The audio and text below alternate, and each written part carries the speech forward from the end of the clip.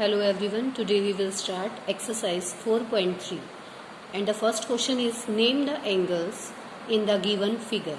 यानी कि ये फिगर हमें, ये डायग्राम गिवन है, इसके हमें एंगल्स के नेम लिखने हैं. तो देखो, एक तो अकॉर्डिंग टू दिस वे हमारे पास दो तरीके होते हैं. एक तो हम लिखें angle A, angle B, angle C, angle D, केवल ये लिखें. और दूसरा तरीका हमारे पास क्या है, जैसे हमें लिखना है ये वाला एंगल डी लिख रहे हैं हम, तो हम क्या लिखेंगे, एंगल ए डी सी, यानी 3 पॉइंट को इंक्लूड. यहाँ से अगर हम चल रहे हैं तो देखो ये एंगल बिटवीन में हमारा ये वाला एंगल बना, तो एंगल ए डी सी, ये जो साइन है आपका, ये एंगल का साइन है. ठीक है, तो ये हमारा बना एंगल ए डी सी. अब मैं इससे आगे चल पड़ती हूँ, सी एंगल मेरे को दिखाना है, तो एंगल क्या हो जाएगा, डी सी बी. मतलब जो एंगल हम बना रहे हैं ना, वो पॉइंट हमारा बीच में आना चाहिए और 3 पॉइंट्स को कवर करता हुआ. जैसे अब ये एंगल है, ये कैसे बना है, डी सी बी. अब बी वाला दिखा रहे हैं तो सी बी ए. ठीक है, सी बी ए. अब ए दिखाएंगे तो बी ए डी. तो ये मेरे पास एंगल बी ए डी. और दूसरा तरीका क्या है, एक डायरेक्ट हम एंगल, इस वाले का नाम क्या दिखे, एंगल डी, इस वाले का एंगल सी, और इस वाले का एंगल बी, और इस वाले का एंगल ए. तो ये दोनों तरीके हमने सीख लिए, ये वाला भी और ये वाला भी. दोनों तरीकों का यूज कर सकते हैं एंगल का नेम लिखने में, लेकिन आप इसको भी सीखें. ये नहीं है कि ये केवल ये कर दें, क्योंकि इसका यूज क्वेश्चंस में ज्यादा किया जाता है, तो इस पे थोड़ा सा ध्यान दे बेटा. Okay, second question, in the given diagram name the points.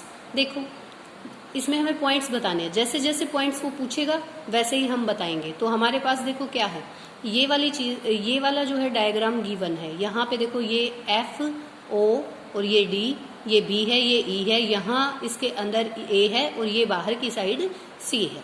तो हमसे फर्स्ट क्वेश्चन पुट किया गया है, in the interior of D O E. तो डी ओ ई पहले ये देखो है कौन सा, डी ओ ई, यानी कि ये वाला जो है ये हमारा एंगल बन रहा है यहाँ से लेके यहाँ तक. तो पूछा है कि इसके इंटीरियर में, इंटीरियर यानी इसके अंदर. अब इंटीरियर और एक्सटीरियर की बात करें, जैसे कि मैं फॉर एग्जांपल आपको ये लेके बताती हूँ. जैसे इंटीरियर पार्ट ये हो गया भाई, इसमें जो पॉइंट्स हैं ये सारे इंटीरियर, और बाहर में अगर बना देती हूँ तो ये एक्सटीरियर, मतलब एग्जिट कर दिया, ये तो यहाँ से एग्जिट से ही एक तरह से एक्सटीरियर यानी बाहर का, इन मतलब इंटीरियर अंदर वाला पोर्शन. तो हमसे यही पूछा है कि इसके इंटीरियर में, डीओई के इंटीरियर में कौन सा लाई करता है. तो देखो बेटा, ए करता है ना, ये देखो इसके अंदर ही लाई कर रहा है ना. तो हमारा आंसर आ गया A. In the exterior of E O F, E O F के एक्सटीरियर में, देखो ये सी कर रहा है ना, इसके एक्सटीरियर में. तो हम क्या लिख देंगे, एंगल सी भी कर रहा है, ए भी कर रहा है, और ये वाला जो है आपका ए सी डी, क्योंकि ये सारा इससे बाहर है, ए है, डी है, सी है, तो ए सी डी तीनों ही आ सकते हैं.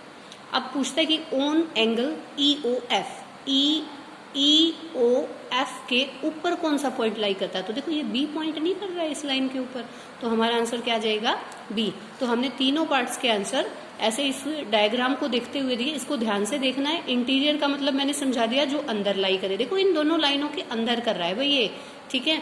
और सी का मतलब यानी कि बाहर, ये देखो इस फिगर से बिल्कुल बाहर है, ठीक है. तो इसी के बेस पे ऑन का मतलब क्या होता है, उसके बिल्कुल ऊपर लाई करे, यानी उसकी लाइंस के ऊपर लाई करे. तो तीनों का मतलब आपको इसमें समझ आ गया है. थर्ड क्वेश्चन देखिए, draw the rough diagrams of 2 angles such that they have 1 point in common. यानी 2 एंगल आपने ऐसे बनाने हैं जिनके अंदर एक पॉइंट कॉमन होना चाहिए. तो मैं इस टाइप से बना सकती हूँ, तभी कॉमन आएगा.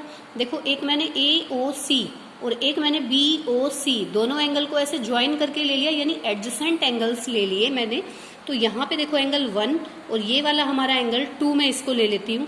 तो इन दोनों एंगल्स में ये ओ पॉइंट है ना, ये देखो इस वाले एंगल पे भी ये ओ पॉइंट आ रहा है, ये वर्टेक्स वाला, और ए ओ सी पे भी ये पॉइंट आ रहा है. तो इसमें 1 पॉइंट कॉमन हो गया बेटा, ठीक है. तो 1 पॉइंट कॉमन हम क्या दिखाएंगे, कौन सा पॉइंट है, पॉइंट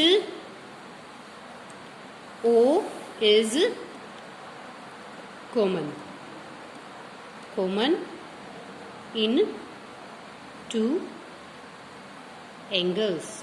2 एंगल्स के अंदर जो ये 2 एंगल्स है, इनमें हमारा क्या है, ओ पॉइंट कॉमन है. अब देखो, अब हमसे क्या कहे कि 2 पॉइंट्स इन कॉमन, तो ऐसे ही दो एंगल आप एडजेसेंट वाले ही बनाओगे तभी ऐसा पॉसिबल होगा हमारे पास, है ना। तो एडजेसेंट वाले हम लोग ले लेते हैं। देखो ये वाले 2 पॉइंट, तो यहाँ पे मैंने ओ, ये तो आएगा ऑटोमेटिक, फिर एक यहाँ पे डी और ले लिया मैंने, शो कर दिया। तो हम देखते हैं इस वाले एंगल पे भी और इस वाले एंगल पे भी।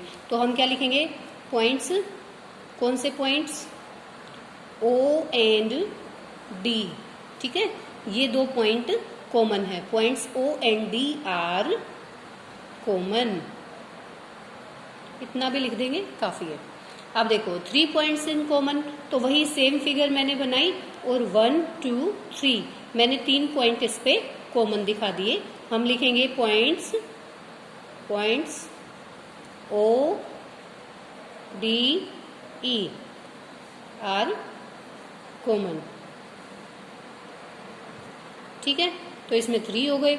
अब ऐसे ही मैंने देखो इसमें एक पॉइंट और एक्स्ट्रा ले लिया, तो ऐसे ही फिगर बनाना आप, क्योंकि जब तक एडजेसेंट एंगल नहीं होंगे तो ये कॉमन कैसे होंगे इतने सारे पॉइंट्स। तो यहाँ पे मेरे पास O D E F are the common points, ठीक है भाई। तो ये यहाँ पे भी मैंने कर दिया इसको शो। अब कहता है 1 रे इन कॉमन, ई पार्ट में कहता है 1 रे, केवल एक रे कॉमन हो, तो रे कॉमन ये हो गई बेटा वो भी, ठीक है। ये एक एंगल था, ये दूसरा एंगल है। यहाँ पे देखो ये एंगल 1 और ये वाला मेरे पास एंगल 2 और ये रे कॉमन है, यानी ये रे इस एंगल में भी इंक्लूड हो रही है और इस वाले में भी, तो ये कॉमन एंगल जो है रे हो गई। तो हम लिखेंगे रे ओ बी, और रे का साइन आपको पता है, एक साइड एरो लगता है, दूसरी साइड कुछ भी नहीं लगता, है ना। स्टॉप पर लगा दो इसको, क्योंकि यहाँ एक इसका एक पॉइंट एंड पॉइंट होता है और दूसरा एंड पॉइंट नहीं होता। रे ओ बी इज कॉमन, ठीक है। तो आपको ये एक्सरसाइज समझ में आई होगी, और अगर कोई डाउट है तो आप मुझसे डाउट क्लियर करें। थैंक यू बेटा।